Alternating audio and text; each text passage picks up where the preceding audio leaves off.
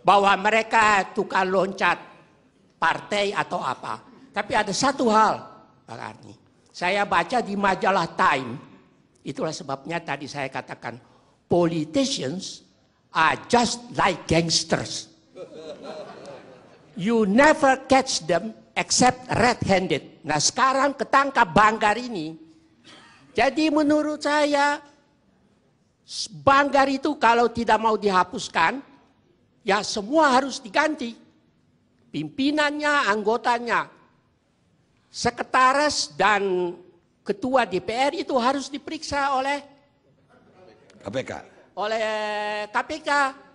Begini Pak, bukan hanya sampai di Banggar itu, pasti orang-orang ini tidak ambil duit itu untuk diri kantongnya sendiri. Saya yakin ada yang bocor ke partai. Nah, sekarang menjadi pertanyaan, mungkin Pak Permadi belum memikirkannya. Kalau partai ikut terima duit, apa partai ini harus dibubarkan atau dibiarkan atau bagaimana? Ini juga yang harus ini.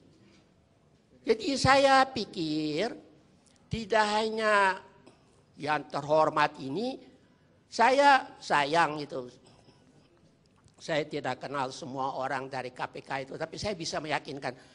Yang tadi bicara itu kan semua dari segi hukum. Coba bicara dari segi kriminologi dan victimologi, bajingan semua ini. Pak, masih ada harapan nggak bangsa ini? Kenapa Pak? Masih ada harapan nggak bangsa ini? Ada harapan nggak bangsa ini? Begini Pak, saya tidak begitu sepakat dengan Pak Permadi kalau bilang revolusi. Sebab kalau Bapak pelajari sejarah revolusi, itu dikatakan the revolusi verslæt haar eigen kinderen. Apa artinya? Revolusi selalu akan membunuh orang-orang yang tidak bersalah. Yang bajingan-bajingan itu lolos Pak.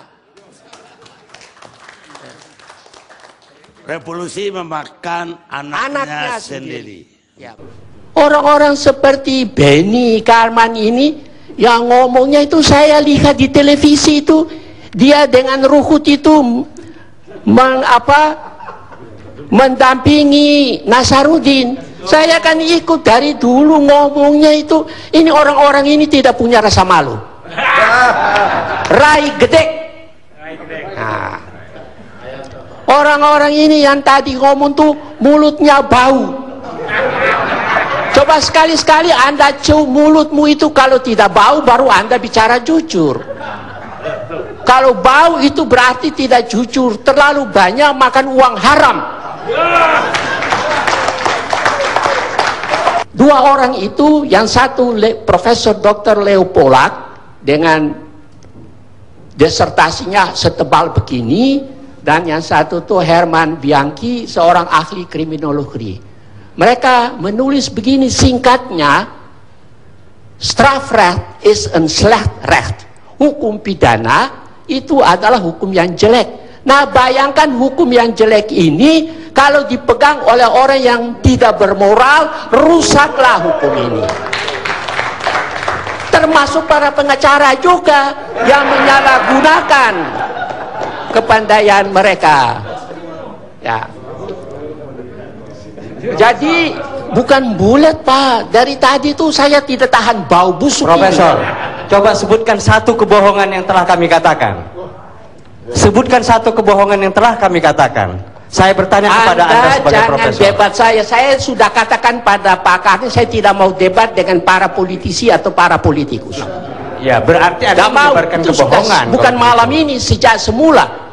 Saya kan kenal dia kan debat dengan itu, dalam itu, waktu di masa-masa yang lalu itu, yang menulis buku itu tentang Gurita Cikeas itu. George. Iya. Iya toh. Anda belajar lagi lah, baru debat dengan saya. Pak Karni, ada ungkapan hoogmoed komt voor de val. Kesombongan itu berarti kejatuhan sudah dekat. Ya. Saya pikir terpaksa saya harus kemukakan mengenai masalah polisi ini, karena tadi saya dengar itu ya. Polisi ini sebetulnya tidak melindungi rakyat. Malahan pagar makan tanaman, contoh di Pamekasan, itu rumah milik seseorang, bertahun-tahun lamanya polisi tidak mau mengembalikan, meskipun Mahkamah Agung sudah memberi putusan Enkracht van Geweest, putusan mengikat. Di Medan, polisi seperti pagar makan tanaman, mengantar orang untuk mengusir si pemilik rumah. Saya berharap dua ungkapan ini didengar oleh Polisi. Kapolri, ya toh, supaya, atau kalau dia mau dengar, gunting kumisnya dulu, kasih baik-baik. Begini Pak, ini sudah pukul 11, ya toh.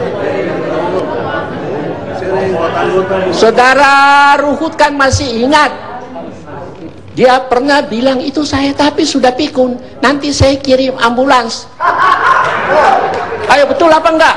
Nah, lalu orang tanya kepada saya tapi jawabnya apa? Saya bilang tidak perlulah, orang seperti Ruhut itu kalau saya jawab, harga diri saya jatuh. Tetapi karena didesak termasuk harga diri saya juga jatuh kalau ini nantang saya. Si Pohan ini orang Batak kan begitu kan.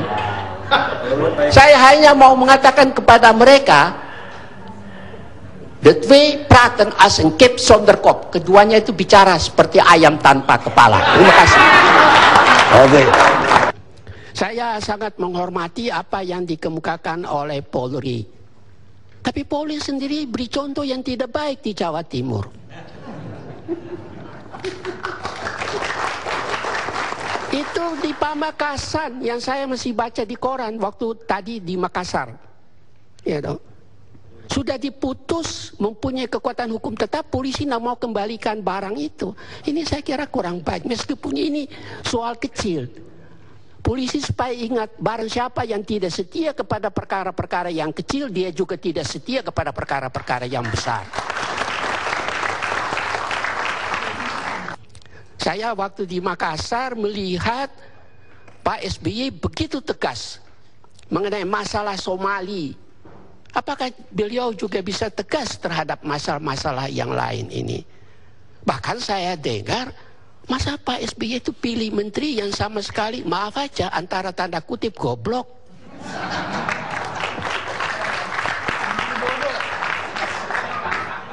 Saya khawatir penguasa kita itu seperti yang pernah ditulis oleh Barman, the frog in the kettle. Katak di dalam panci, tidak ada air, dikasih air, dia duduk enak-enak aja, dibawa dipanasin. Ketika mau meloncat, sudah terlambat, matilah dia. Kan Pak Harto juga begitu, menyangka semua orang mendukung beliau macam-macam. Tiba-tiba ada juga Yudas Iskariot datang minta Pak Harto dan seterusnya, akhirnya jatuh. Dan setelah jatuh, maka orang-orang semua menghujat. Saya khawatir juga nanti sesudah tahun 2014 hujatan banyak juga kepada presiden kita sekarang ini. Saya berani meramalkan itu Pak, melihat gosip yang beredar di luar. Nah, saya tidak akan bicara panjang karena sudah banyak yang bicara. Saya kira kalau Mohtar Lubis masih hidup, ini SH semua ini termasuk S1, S2, S3, S-teler. Itu mungkin dia akan bilang ini semua stomehonden semuanya. Ya, anjing goblok. Nah, gitu. Kalau ekonom, stomein, bebek goblok. Pak, saya hanya cuma mau minta dari yang mulia para anggota Dewan yang terhormat ini, daripada debat BBM, kenapa tidak bersama-sama dengan pemerintah mengkonkretkan pasal 33 itu Undang-Undang Dasar 45, bangunlah pabrik minyak. Waktu zaman Pak Harto saya sudah dengar ada banyak sekali makelar-makelar yang gelap, yang hitam, yang macam-macam, itu selalu mengekspor minyak, dapat royalties. Kalau dimasukkan lagi mereka dapat royalties. Jadi menurut hemat saya yang bukan seorang ekonom seperti Pak W ini, saya yakin ini harga minyak ini dipermainkan oleh para konglomerat gelap itu atau konglomerat hitam itu. Dan mereka akan bikin ini sedemikian rupa. Saya yakin, saya ada kumpul 10 karangan waktu Bapak masih jadi wartawan. Nanti kalau saya datang, saya serahkan kembali kepada Bapak untuk Bapak baca. Ini semua permainan, Pak. Bapak tentu sudah baca John Perkins. Dan saya kira yang mulia Wakil Menteri juga sudah baca buku John Perkins. Confession of an Economic Hitman. Ini permainan orang bule semua untuk menghancurkan kita. Terima kasih. Terima kasih. Saya buka ayat 1 ke Pak. Ya. Kalau saya melihat perdebatan ini, rupanya di Indonesia tidak dikenal shame culture. Kultur rasa malu. Tidak ada itu, Pak. Apalagi kultur rasa bersalah. Meskipun TV One sudah siarkan macam-macam, peduli amat. Kan? Malunya tidak ada. Apalagi rasa bersalah, Pak. Orang-orang tanya saya, kenapa bisa itu? Orang-orang terpelajar, politikus-politikus itu, tidak pernah dibilang politisi sama saya.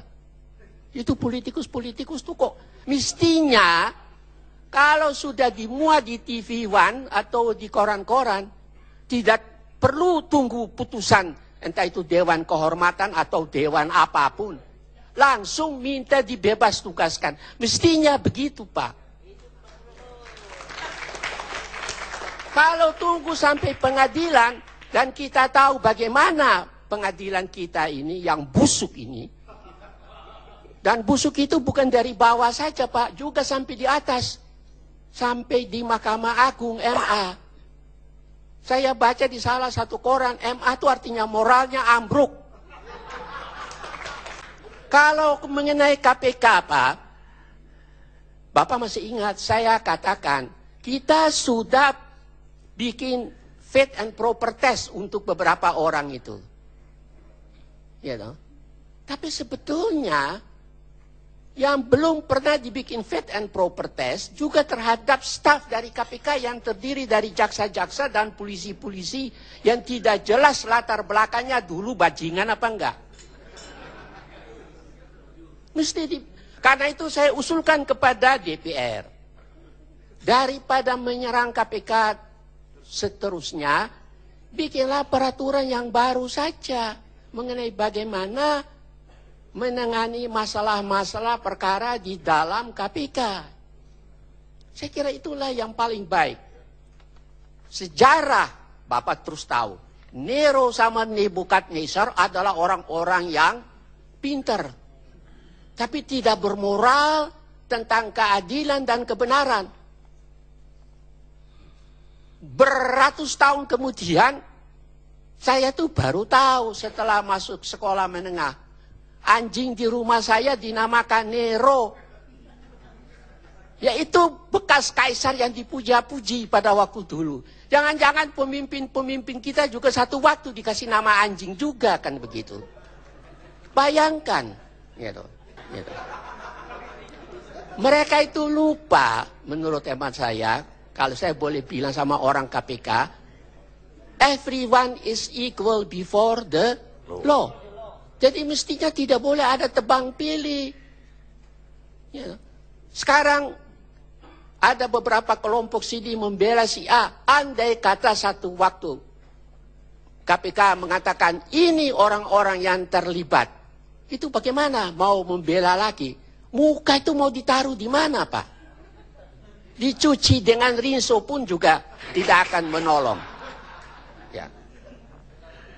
Jadi saya hanya ingin menyampaikan kepada siapa saja, jangan pelihara anak-anak macam politikus. Kalau sudah jadi besar, dia gigit ke sana kemari. Terima kasih.